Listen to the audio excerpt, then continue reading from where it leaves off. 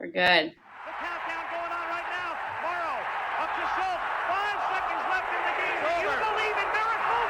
Yes!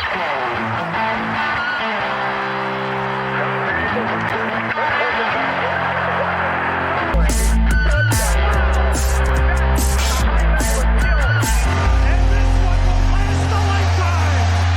Welcome to the morning skate. Welcome back to the morning skate. It's another special Northeastern episode. I am solo without my boy Ked. It's Brownie here with the sophomore forward for Northeastern, Taze Thompson. Welcome to the podcast, Taze. How you doing? Good. Thank you so much for having me. I'm excited to chat. Thanks for coming on. I'm going to get this out of the way right away because I don't know if you're aware of the nicknames like I gave Katie and Skylar, on the write-ups and stuff. So me and Coach Carp, I go, how long do you think I'm going to be able to go without saying this to Taze? And he goes, you're not going to be able to make it through, so just get it over with right in the beginning. I need you to score on like a nice one-timer so I can write, and it's a laser from the Taser. That's That a good can't one. be the first you've heard that one, I'm sure. Oh, in practice, I need to do it in a game. In practice, Scurv, all of them, they go Taser with the laser. Yeah, it's hilarious, but It's I a mean, good one. I know. Sorry, I haven't been giving you that. well, no, you do it. Listen, don't worry about that. The points will come. The 2 points in the standings is the most important. Yeah, exactly. All right, so let's get into growing up. Sherwood Park, Alberta, yeah? Yeah. The biggest question I got to ask, Oilers or Flames? Oh, I was Oilers. I'm secretly, part of me will always be with Oilers. Always. Sorry, Dad. No, hey, that's your team. Your team's your team. Yeah, loyal to the oil since I've been little. So through the tough times with them and through the good times. All right, fair enough. What other sports besides hockey growing up? Honestly, it was just all hockey in my household. I played lacrosse since I was little, so I actually played lacrosse all the way up until my senior year in high school. So I played box lacrosse growing up in Canada, and then switched to field. So I was always hockey and lacrosse my whole life. But in terms of just watching sports, it was always hockey. Did you have a player that you were like a favorite player besides your dad? Did you have a favorite player growing up that you always liked to root for or watch? Growing up, it was always Jonathan Taves, but then now in more modern times, it's definitely like Matthews or McDavid. I just think they're the most elite hockey players I've ever seen. And some of the things they can do with the puck, it's not even human. So especially McDavid, now he's with Oilers. I got to go with McDavid. Yeah. Actually, I saw this thing online where it was, they were saying that McDavid is the most dominant athlete in his sport. And then the counter argument was Cale Makar, because Makar's got a cup and McDavid does not. My sister, if you were to ask my sister this question, it's Cale Makar. She loves Cale Makar. She's a little defensive. He could be the most elite. He's right up there. McKinnon, same thing. McKinnon, yeah. Makar, McDavid, so much talent, young talent too in the league. I think it's so different from when I was little to now. Like some of these players are just insane. When I was really young, it was like Patrick Kane, Jonathan Taves, those kind of guys. But yeah. I think it's taking a little bit of a turn now. Well, we were saying on the podcast last week or the week before that if Cale Makar retired right now, he'd be a Hall of Famer. He's got everything. 4 years in the league, and he's so many accolades. I don't even know if he's like 24 yet. Like he's got everything. Yeah, I saw the thing where I don't remember who he was with when they brought the cup to Calgary, and they had like a swan boats. They were going down the river. It was him and one of the other players for Colorado's from Calgary.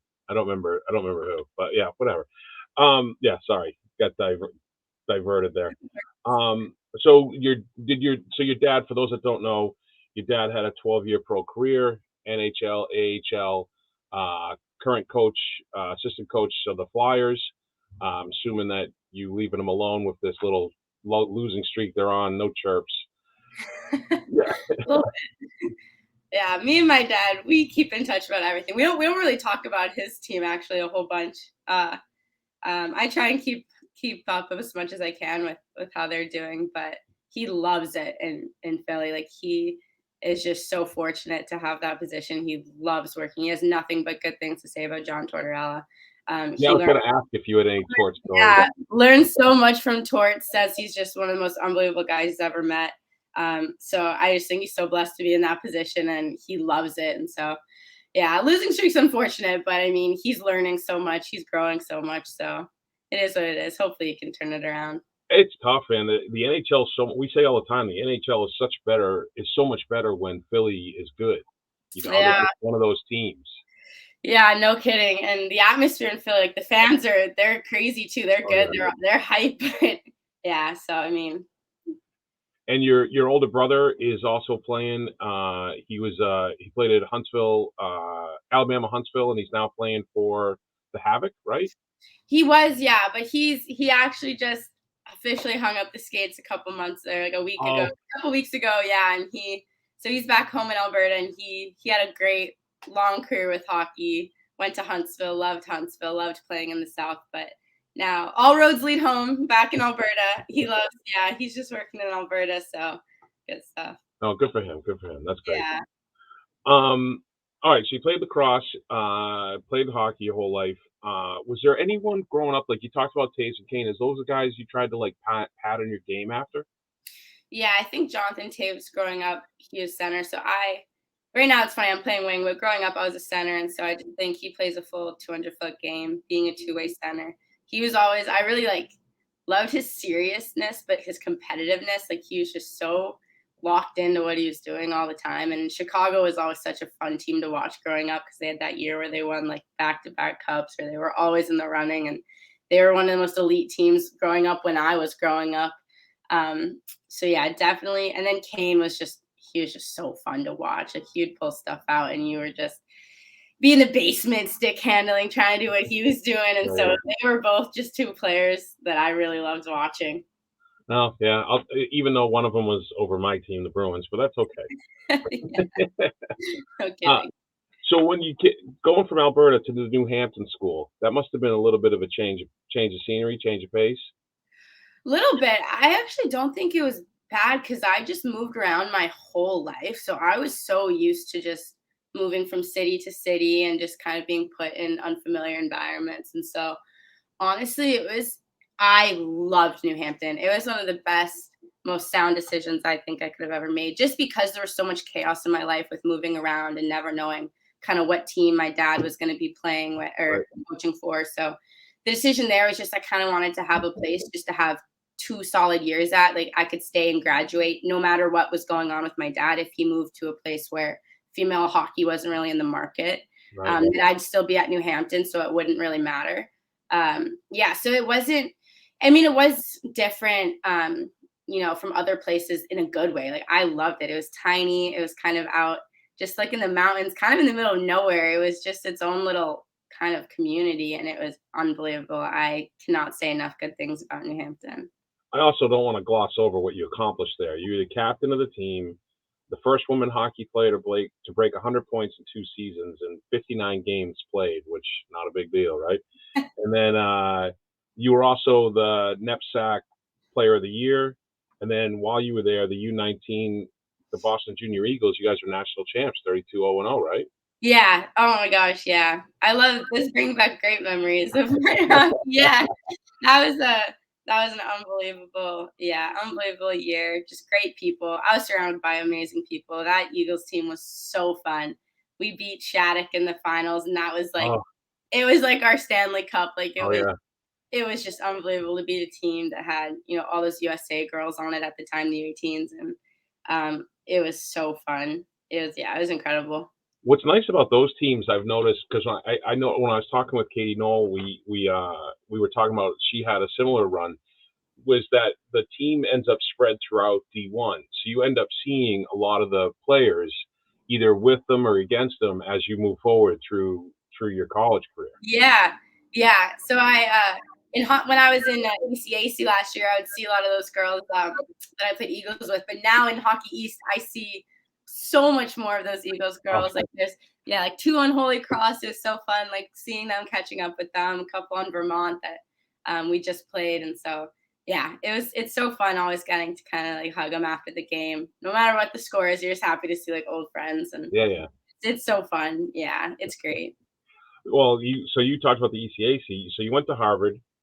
You're the rookie Ivy League Rookie of the Year. You played all 33 games, ECAC champs, and so this was a funny stat I saw. So 14 of your 20 points came in Ivy League play, and you scored a goal in each of the Beanpot games, and you guys won the Beanpot. So are you one of those like Chucky Bright Lights, big games, big play when the spotlight's on? I try to. You want to score. You want to contribute in every game. Right. But I mean, Beanpot, that was such a fun turn. I mean, I love little like when because it's one game on the line. Like when there's like something's on the line every single game you're playing. Every game is so important. But Beanpot was so fun. Yeah, I mean, you want to do that every game, but definitely a little extra fire when something's on the line. It's one and done. Yeah. Oh yeah. Yeah. I got all the pressure. And then, all right. So I did want to ask this. So you wore 19 at Harvard. Was there any relevance to 19? Was it because of Taves? Maybe a little bit, yeah. I was always like 9 and 19 growing up, so definitely maybe. He's who I grew up watching, who I grew up liking. So I was fortunate to wear, yeah, 19. So then you went. So you hit the portal over to Northeastern. You didn't want to ask Marone to give up her 19, apparently. So, No, it looks good on Abby. She can take it. dude, the way she eats pucks, I wouldn't test her on anything. Good Oh my lord. God. She's a sponge. She just takes everything. She's unbelievable. She. There was the last. I think the last game. I think it was the last game. You guys are up by like 3 with like 2 minutes left in the game, and she drops to a knee in the defensive zone and took one right in this chest. I She's was like, so good good at lord. it. Like I don't think and a lot of people think like you're in the lane, like you think you're gonna get the shot, but it's really hard to actually be in the right lane. And she's Yeah, in it every single time. yeah. And she doesn't miss, and she's so good at it. No, she should be up there with Gwen, goalie of the month. I mean, she's another contender. It's funny. Abby's Abby's another contender.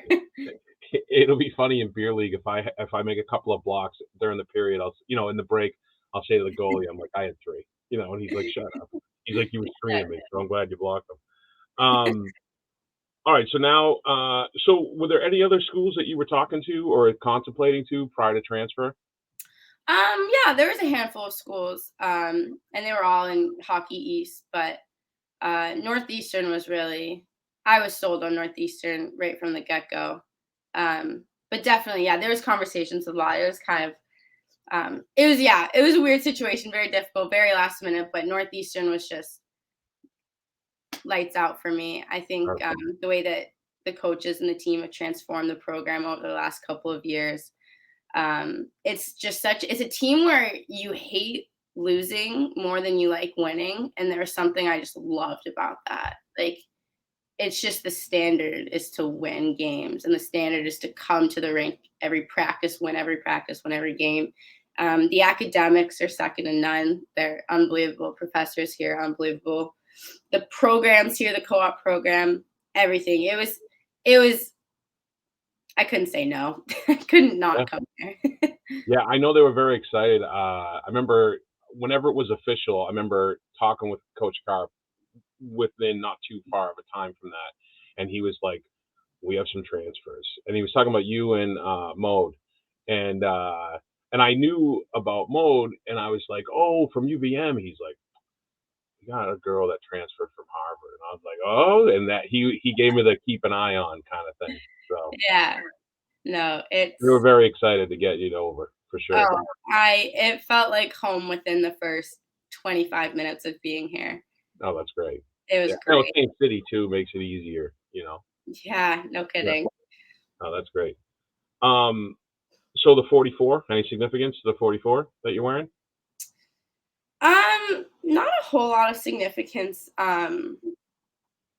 Not really, no. Not I mean, I like the double number. I like the double number a lot.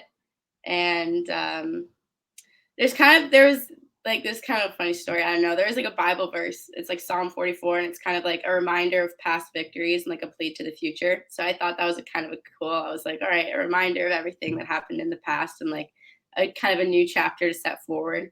And I That's really great. like, yeah. So I really liked that, and I was like 44, and then no one was 44, and I was like, all right, done. Perfect. Yeah, no, that's great. That's a much better answer than I thought. Yeah, I mean, I don't. Yeah, it's kind of awkward, like when people ask, like I don't usually, but I'm like, it to me, like I really like that. I kind of highlight that, so I really liked that that meaning behind it. Oh, that's great. No, that's awesome. So you talked about the academics. Academics are great. What about the transfer to the new system? I've heard from other players that it's a pretty complex defensive system that you guys run. Was Yeah, was there an adjustment there? definitely. Yeah. You know, the way our D zone is so shut down, and there's kind of a lot of moving pieces, and it's really important. I'm working on it every single day. I mean, I there's always stuff to improve on. It's definitely an adjustment, definitely something that I really want to prioritize and something I can get better at every single game. Something me and Carp talk about a lot too. Um, it's different too because like I can go back and forth between center and wing, and both have very different jobs. But it's important to know how to do both and kind of to be like a player who can do both soundly and like to be reliable.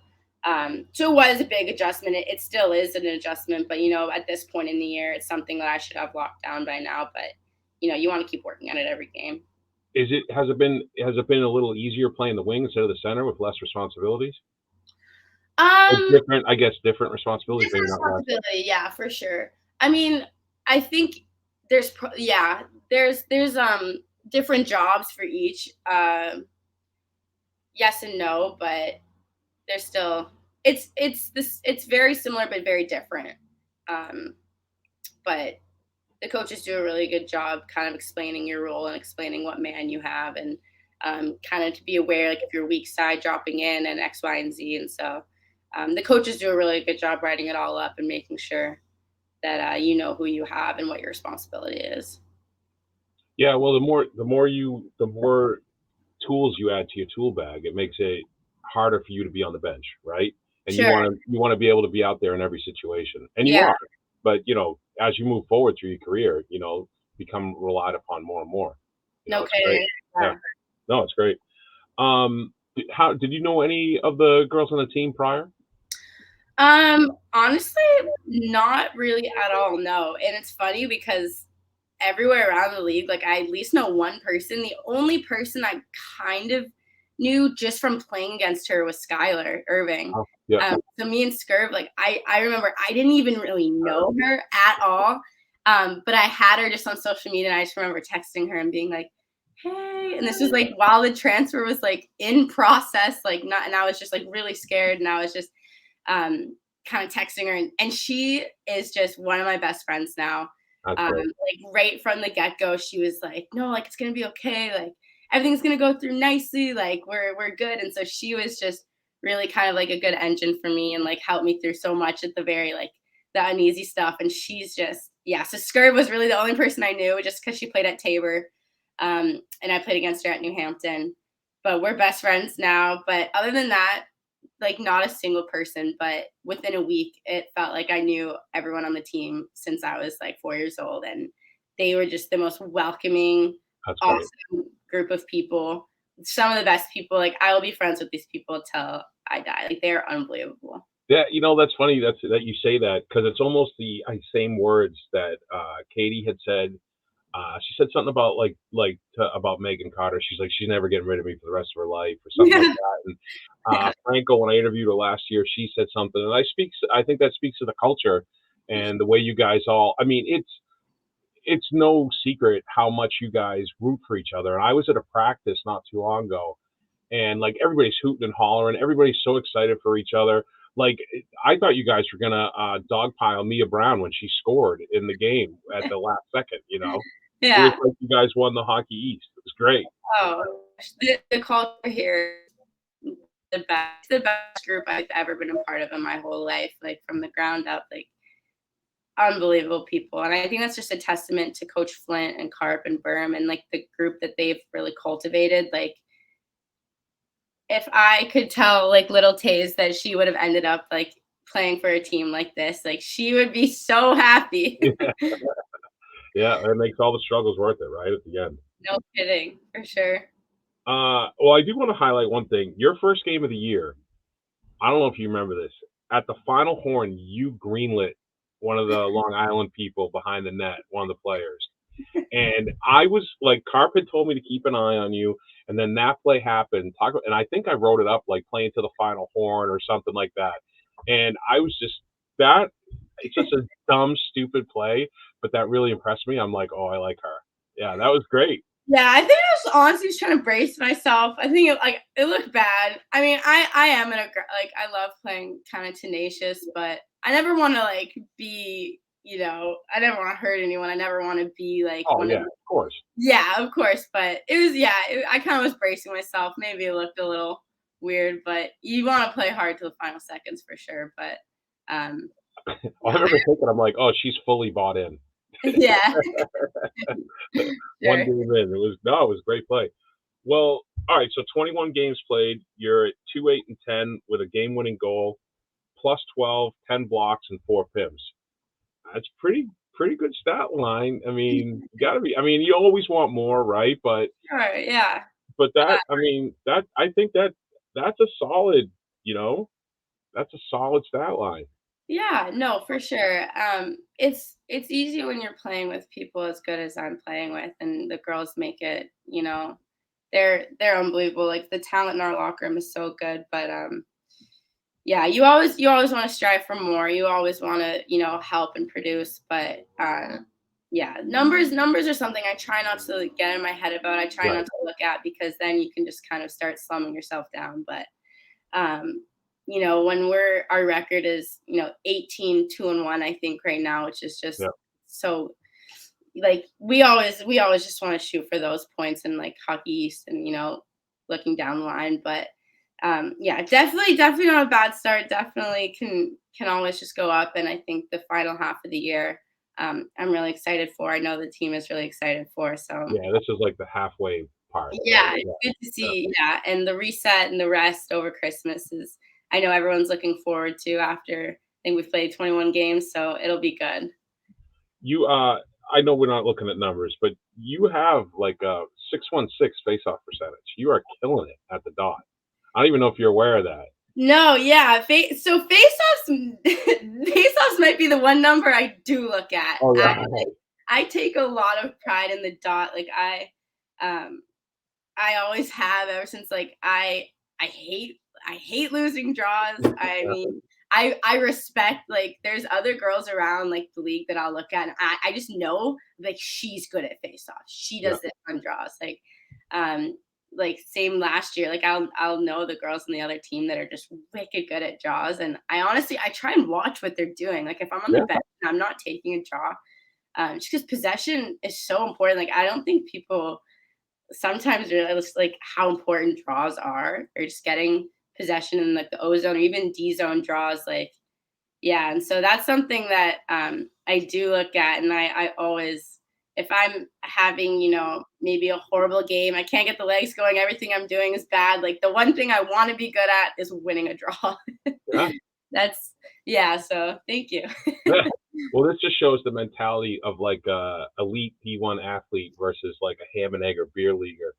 I always play D, and this last team I'm on, they want me to play forward to contribute offense. I'm like, okay, and I'm taking some face-offs, and we had, I think there was one game, I think I lost like 3 straight, and we're on the bench, and I said to one of my wingers, I'm like, man, the guy's doing something different every time. I don't know what to do. He's like, you can do something different. I'm like, oh, I never thought of that.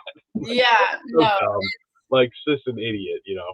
Yeah, and there really is like so much a draw like entails. Like I talk to my dad a lot. I'm like, why? Like if I'm losing draws or a girl's beating me every time, I'm like, why am I getting beat every time? And he'll be like, well, she's sweeping your stick or she's getting body on you. And so like I like to look at that and kind of like switch up what I'm doing. And then um yeah, it's kind of tactical. It's more tactical than I think. Yeah, I'll watch Bergeron, the way he does stuff, and He's it's he's unbelievable. unbelievable. I think Yeah, that's why he wins, like, the Selkie, I think it is, right, yeah, every year. yeah. He's unbelievable too. He's another player I should have said earlier in the podcast, actually, as a two-way centerman, like he could probably be the most. Listen, on a week-to-week basis, Bergeron gets plenty of shine on this Very podcast. praise. Don't worry. My co-host is a Rangers fan, so I bring him up constantly, and he's constantly just rolling his eyes at me. Yeah, that's all right. All right, so you guys won your last 6, rolling into the break. Yeah. You were down in Nashville. What'd you think of Nashville? Did you have a good time? How'd you like that tourney? Oh, Nashville was awesome. It was so fun. It was good, I think, to get a new environment, kind of play somewhere other than Matthews or other arenas we've been at. Maybe kind of get a new energy going, and it was so fun. Those are really, really good teams too, Cornell and Princeton. So it was really good to go and have really good competition. Also, it was Nashville. Like, that's super cool. I was like, that's awesome. Like, Mom, like, we're going to Nashville. Like, I don't know. I thought that was really cool. It was in the South. Like, it was all the lights. Like, you're there to play hockey, obviously. And, like, when it came down to it, like, we were so dialed in. But our hotel was right off of, like, Broadway. So it's really cool. Like, you go and you get to play the sport you love, like, with the people you love. But you also get to see these cities that you never see. So I just think that's something so cool about being, an athlete at this level, is just the experiences. And so that's definitely, an experience, a time I'll never forget, even though it was only a couple of days. It was really cool. I saw I think I posted it. We posted it on the Morning Skate too. Phillips she had the hat cam. Yeah. Hat, whatever it was. Yeah, she had the GoPro on the cowboy hat. Yeah. Yeah. The GoPro. Yeah. Yeah. Oh, it looks like those are the best, those bonding trips. Even like any weekend away, you going with the team, you going with the squad. Yeah, it's a good time. Oh, awesome. So you Christmas break, you going home? Or you I don't know how it works in college. Do you guys is there like a mandated shutdown? Yes. So on the 12th of December, I think we're all released, and then we can be back on the 30th. And so we kind of get a good, like, a week and a half, 2 weeks almost. And yeah, I'm going back to Alberta because my dad will be traveling on the road actually for like all that time. And then my mom is with my sister at tournaments in Detroit. So everyone's everywhere. It's always chaotic during this time, but then we're all coming back together in Philadelphia, where they're staying right now, like right before Christmas. So I'll get a week home with them, and I'm so excited. I haven't seen my mom in months. I was able to see my dad when they were playing the Bruins. Nice. And they stayed like right on campus, and it was like in Back Bay. It was the best. I hadn't seen a family member in so long, and so just to see him like in person, I was like, oh my God. It was awesome. So yeah, little moments like that I'm so grateful for, and then going home and seeing my family will be amazing. I do want to ask about your dad. Has he mellowed out as a coach? Because I remember him as a player, and he was a bit of a troublemaker out there. Oh yeah, he was an instigator as a player, but I think he is like a completely different coach. Like he's so intelligent, and he's so calm, and like a defenseman, he saw the whole ice growing up, and like I think he was just a fighter. Like he always kind of jokes. He was like, I had no skills, so I had to be smart. Like I had to think the game. I wasn't good enough to not. Like he's funny like that. But I mean, he's such an intelligent coach, and he's always studying the game. Like always studying. He's watching hockey all the time. He's he works on like his craft more than I think a player does as a coach. And he's so much calmer now. Like he's one of the best role models people I will ever know. Yeah, he's nothing like.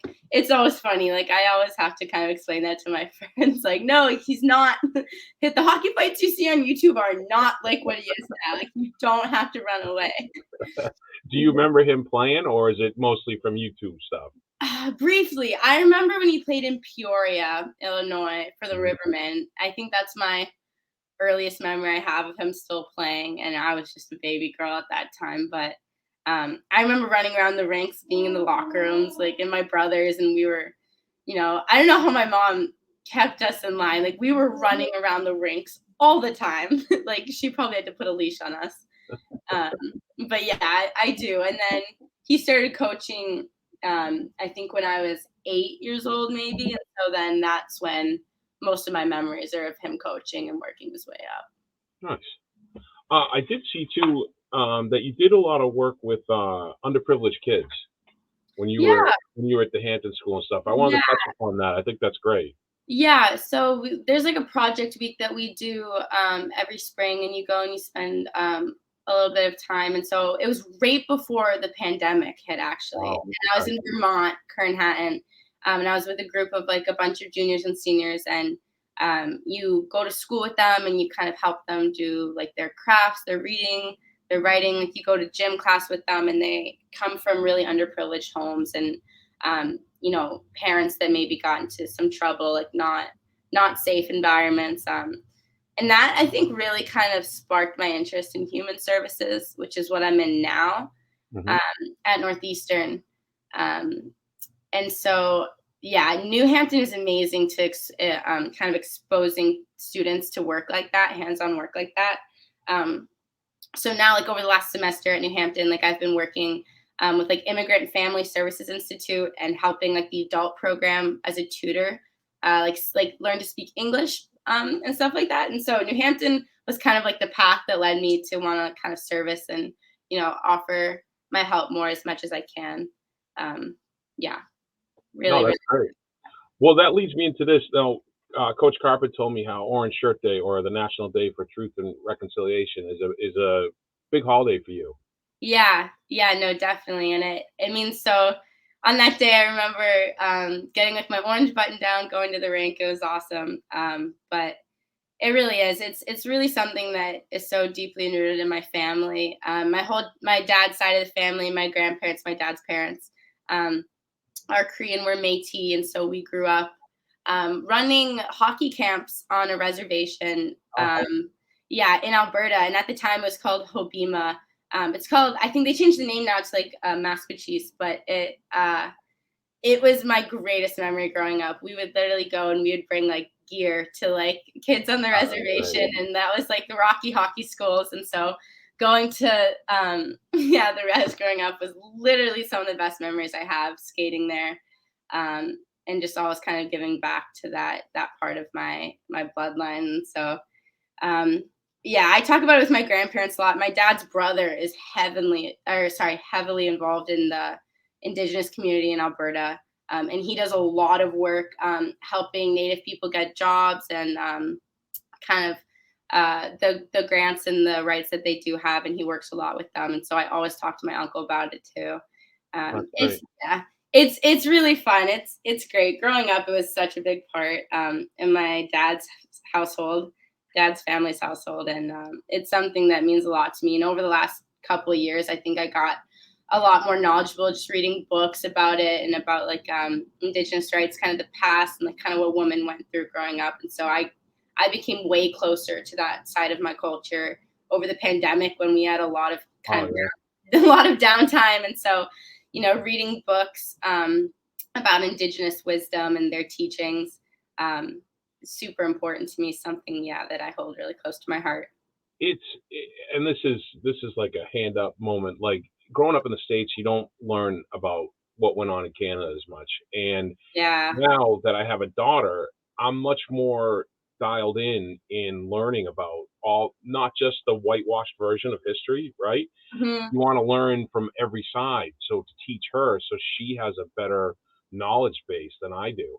And Exactly. it's so Yeah. important. It really is. It's great what you do and how much you're with all the Truth and Reconciliation, the Indigenous History Month. I mean, all that stuff is so important. It Yeah, really is. no. And yeah, it isn't spoken about a lot in the US. The US has a lot of there's a lot of other stuff Yeah, going right, on here right. all the time, but no, it's really it's really spoken about now a lot, and I think it is gaining more awareness, and it is gaining people are becoming a little bit more educated on the topic, which is good. But yeah, definitely something I think um everyone can always just be aware of, learn a little bit Yeah, more about. you can see it. It's such a small little thing, but with the teams doing the Indigenous Peoples Night and the jerseys that they wear for warm ups and stuff, the Yeah. Oilers one with the turtle was sick. I don't know if you saw that. Yeah, no, and there's even things now like teams in Canada, like the Oilers, like they recognize that they're playing on like they put on the jumbotron like during the playoffs. I remember seeing like we recognize we're playing on like stolen land, and like they recognize like the Native Americans, and I thought that was just awesome. And so there's definitely awareness going on about it now, and people are starting to kind of become more aware, and it's great. It's like tipping over a Coke machine. You're not going to do it all at once. Exactly. Little by little. Yeah, little by Exactly. little. You're going to rock it a little. Yeah, no, that's great. All right, so I got some. These are the lightning round, the quick hits for you. Oh, okay, I'm excited. I got a dial. All right, so for the team ones, who's the best dressed on the team? Who wins the game day fit champ? Who would you say? Oh, easy. Lily Brazis. Yeah. Easy. That girl has the best outfits, and she looks awesome in them. Like, I feel like if I were to wear what she would wear, it wouldn't look good on me, but she, like, looks amazing. Best dressed all the time. The biggest on-ice chirper on the team during games, practices? I don't know. Then it's obviously not your line mates then. Yeah, no, definitely not my line mates. I don't know if anyone's really, like I don't know if anyone really bickers. Like, I feel like we don't really do that a whole lot. No chirps? All right, fair enough. Maybe that's a good thing. I don't know. Yeah, there's not one person that comes to mind that, like, maybe that I've heard. Also, maybe I just, like, don't hear what's going on in games.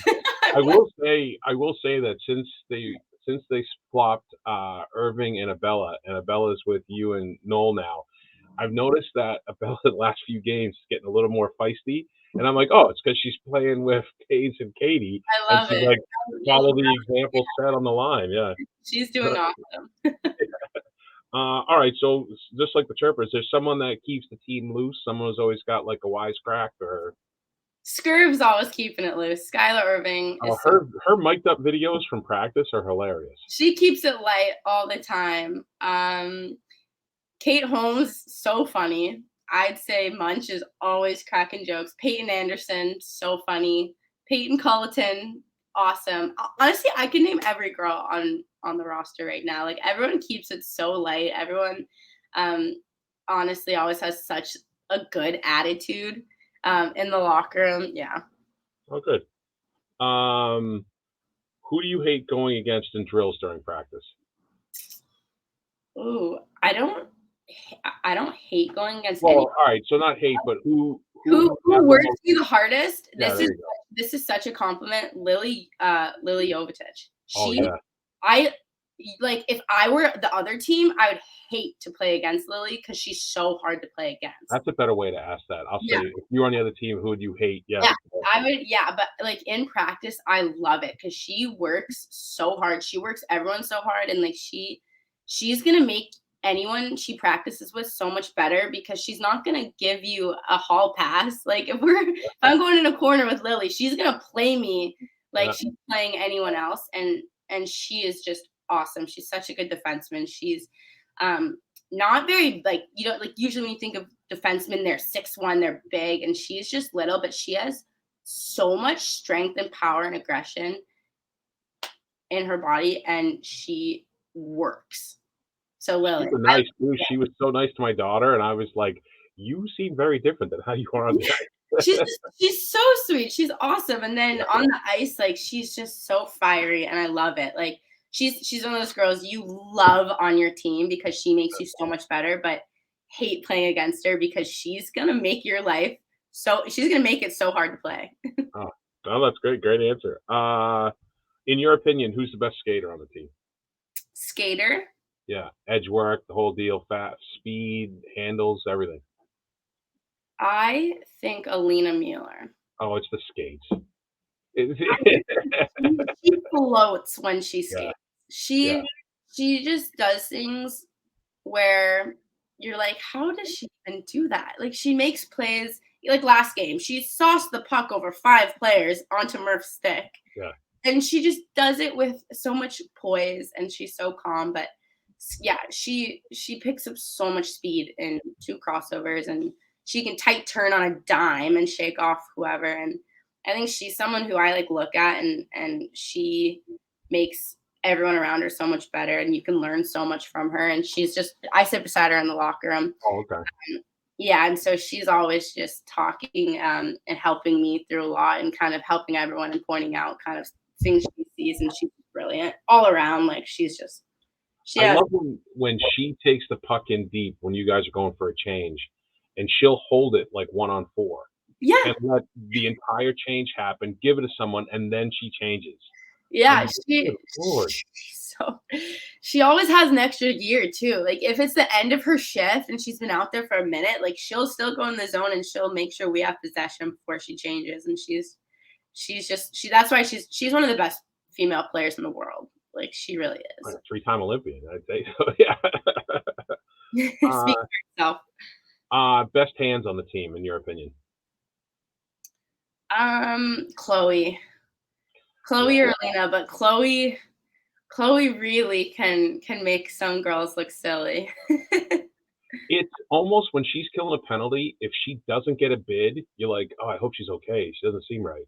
You know what I mean? Shorthanded, she's unbelievable. Shorthanded power play, even strength, like she takes care of the puck. Like she really does. And yeah, if you're a defenseman, like and you see Chloe coming down on you with her hands, her speed, like I'd be a little bit scared. Well, even the other way, going back the other way, like, you have to know where she is at all times. She just All picks time. people clean. She's another player that's just so elite. I think our first line is just really unfair to everyone. That's a good description. Pregame rituals, you and I talked about this the other day. Superstitions, I don't know if you wanna divulge. Do you have Yeah. your pregame rituals? Yeah, I think my pregame rituals off the ice are very much the same. I like to get to the rink early, and then I always ice bath the day before, Norma the day of, and then I'm someone who really has to like get my blood going. Like I roll out and I stretch, but I really have to like I will literally do laps like above the rink and just like run back and forth. On the concourse, yeah? Yeah, on the concourse, like, I just need my blood going. I Do they like I play did you get them to play the Benny Hill music, like, during the game when the kids yeah, run? like, I like breaking a sweat. Like, I Yeah. really, really get the legs going. Yeah, and then on the ice, we kinda talked about it, but do the warm up, get my hands going, and then after the national anthem, I'll just rub my palms on the ice. Um, and I do it every time. I just started doing it actually. One of my best friends from back home, he was like, because I would put water on my gloves Yeah. like last year, and he was like, "Why don't you just rub your palms on the ice?" And I was like, "That's really a good idea." And so after, I'm like, "Why don't I?" Because sometimes then I just have like sopping wet gloves, and I'm like, "Oh, like I put too much. This is gross." But I just want to like Yeah, kind of loose. And he was like, loosen it up. "Yeah," he's like, "Just rub your palms on the ice." And I was like, "That's genius." Sometimes you need a fresh set of eyes on a And problem. so, like, I kind of yeah, and then I go like that, I'm good to go, and I love how it feels. I feel like my hands are warm at that point, they're wet, but, um, I do it in practice too, Oh, do in the stretch circle at the end of every stretch, but yeah. is there anyone that has, like, the crazy, you know, the stories about, like, Sidney Crosby and all the stuff he does? Is there anyone on the team that has, like, that kinda level commitment to the superstitions? I don't think so, but I know, like, Meg, Katie, and Paige love their juggling. Oh, Really, yeah, yeah, really good at their juggling. Not that I don't know if it's very much of a superstition, but they do it I notice them always doing it at the start of every game, and they're really good at it. And I'm like, wow, that's really impressive. And they'll get in sync, and it's like 3 of them. And I'm like, yeah. how are you guys doing this? That was a COVID skill, Katie told me. Yeah, she Yeah, learned that during and I'm COVID. like, I'm like, that's really good. Um, but I don't know if there's anyone that's like really, really, Yeah, really yeah. superstitious. Alright, fair enough. Okay, so one person on the squad that you need no matter the time, place, location, who would you call? Skylar Irving. Yeah, she was my day one, and she's someone who you could call her in the middle of the night and she'd probably answer just because her phone is on like off of vibrate. Like she'd pick up. She really was like I didn't even really know her, and I felt like I texted her, and she was just awesome. Took me under her wing so fast. Yeah, but honestly, like there's anyone. Like if I needed anything, I could call anyone, and I know I could count on any one of my teammates, which That's is really great. a really special thing. Yeah. Loose puck in the corner, and you and Coach Carp go in. Who's coming out with the puck? I don't know. Does Carp have gear on? Oh yeah, full game scenario. I don't know. I'm gonna say me, Carp. Yeah, no, hey, listen, Katie didn't hesitate at all. She was like me, 100%. I'm So gonna say me. yeah, I'm not taking it easy on Carp. no, fair enough. All right, so here's the lightning round. You ready? Yeah. Mentally ready for this? This is the hard hitting journalism we do here at the Morning Skate. Okay. Laces and tongues, in or out? In. Tongues in. Okay. Favorite cartoon character? Ooh. That's a good question. I don't know. I didn't really watch cartoons growing up. No? No, there's not one that like. Oh, maybe when I was little, Minnie Mouse. I was obsessed with Minnie Mouse. That's a good one. Okay. I had a Minnie That's Mouse costume all the time. Besides Northeastern, favorite and least favorite rinks that you've played in? Take Matthews right out of it. Ooh, favorite. I actually liked playing at BC's rink. Thought that they had a cool rink. Least favorite. I don't know. I like all rinks. I like playing. I don't know. Yeah, I don't think I that's have. fine. You still got half a season, so that's probably a safe answer. Yeah. Least favorite. I don't have one at the moment. I think all rinks are cool to play at. All right. You go to pizza topping. Oh, pepperoni. All right. Black tape or white, and do you go heel to toe or toe to heel? Black tape, heel to toe. Okay.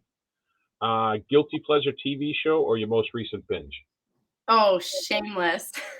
Oh yeah. I've been watching Shameless nonstop. I just think it's so funny. Like, even if I'm not watching it, like just having it playing makes me giggle. My favorite character is Kevin by far. It's so funny. I love Kevin. Like the whole show is just funny. Fair enough.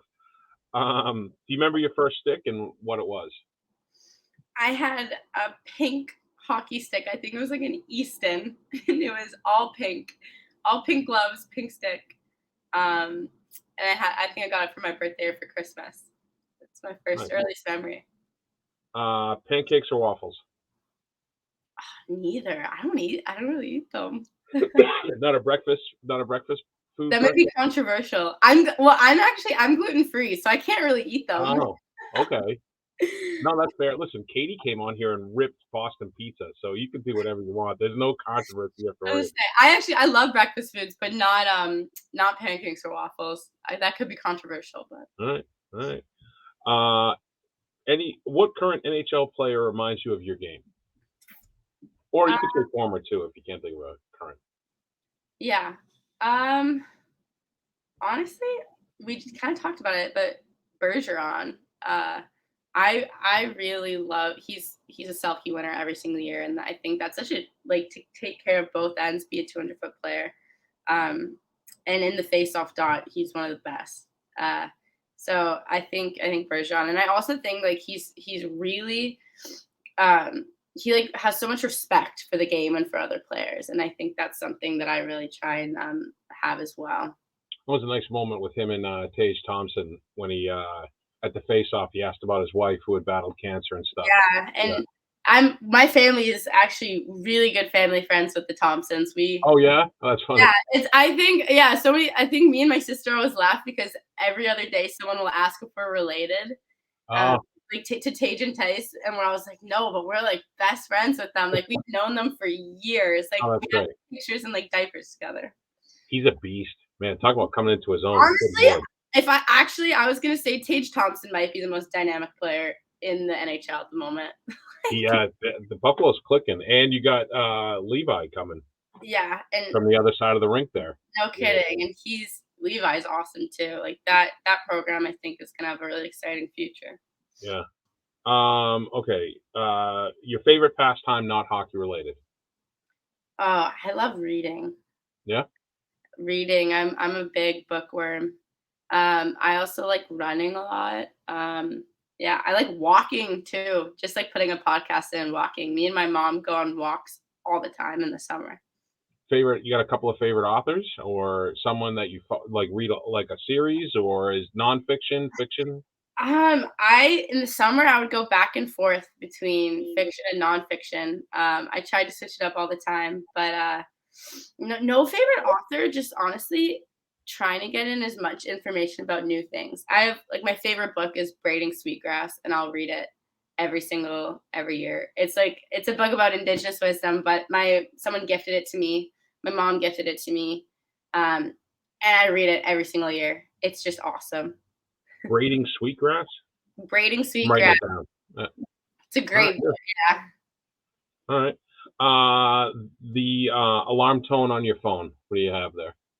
Oh, it's like the most annoying one. It's like the one that like just goes, oh, how does it even go? It's like the da da da da Oh da, yeah. and it just goes. I hate it. I hate it, but it gets me up. No, what's always funny too is if you hear someone like your alarm code, whatever it is, or your tone, I mean, and you're in like a store and someone has that as their ringtone, and you're like, how do you do that? That's such an awful noise. It's Yeah. awful. I purposefully make mine the most obnoxious, so I just am forced to get up and shut it off.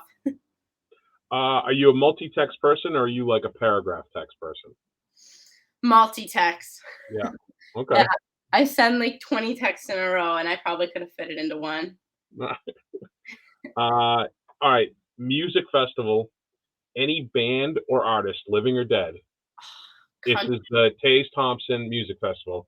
Who are your country top three? music, country music, like Thomas Rhett, Morgan Wallen,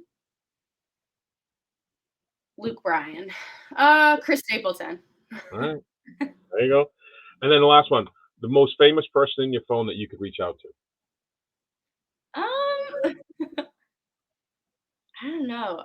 I grew up with like a lot of guys that are like in the NHL now, just from like playing with them. So maybe I could just reach out to them. Fair enough.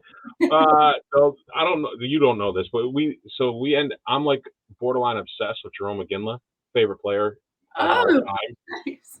So, do you know Jerome McGinley? Have you met him? My dad used to play with him. Yeah, I know your dad. That's why I asked. Yeah. I must have been really, really young, but yeah, and I also played against his daughter when she was at Dexter, Oh, she's Southfield. over at Brown, right? Yeah, Like I she's at said, Brown now. borderline obsessed. But I played against Jade when she was at Dexter. But yeah, when I was super young, I think probably. But no, him and my dad were good friends, and they were on the same team. So Oh, that's cool. Yeah, he's my like white whale to get on the podcast. that's awesome. Someday maybe. But no, that's all we had. I thank you so much for doing this. Oh, It was of great course. to talk with you. Once again, this is Taze Thompson, your sophomore forward, Northeastern Huskies, going into her Christmas break and coming back refreshed and ready to go. Yeah. Awesome. I'm excited. All right. All right. Remember, historic Matthews Arena, the best pound for pound dollar value of hockey in the city of Boston, women's hockey. And that's it for this episode of the Morning Skate. Stay tuned for Coach Carp. Now, if I can figure out how to stop it, we'll be in good shape. This is what happens every time when I run this on my own. And